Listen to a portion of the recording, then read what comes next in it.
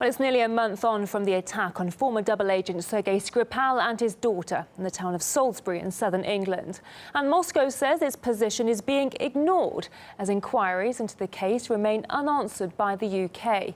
Russia's foreign ministry has now published another set of questions, this time directed to the International Chemical Non-Proliferation Body, the OPCW.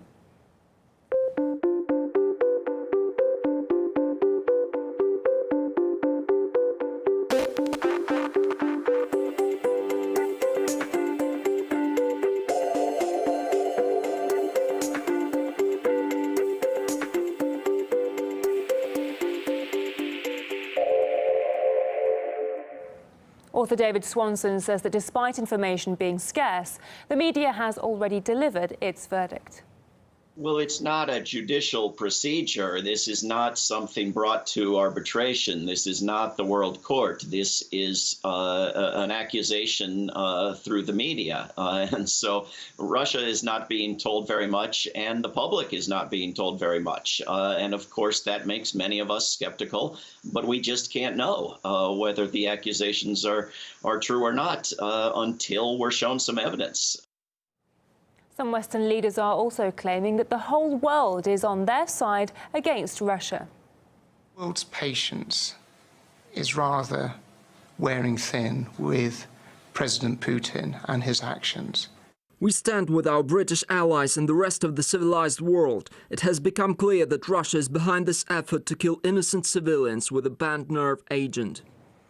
So let's take a look at some of the countries that have voiced solidarity with the UK over the poisoning.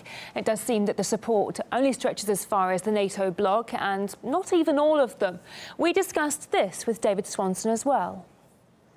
Well, I think they think of themselves as the world, the international community, which is always just a handful of nations that calls itself that. But, you know, in the United States here, we've become very used to baseless accusations against Russia. And so some of us are very skeptical, regardless of the position taken by our government. We can't know whether an accusation is true or not until they show us some evidence. And rather than showing us some evidence, they're working on expelling diplomats and pressuring other countries to expel diplomats, which seems like a way to cut off communications. I mean, diplomats' jobs are to interact when there are disagreements, and if you get rid of them, you're talking about, you know, not having communications other than by means of military force.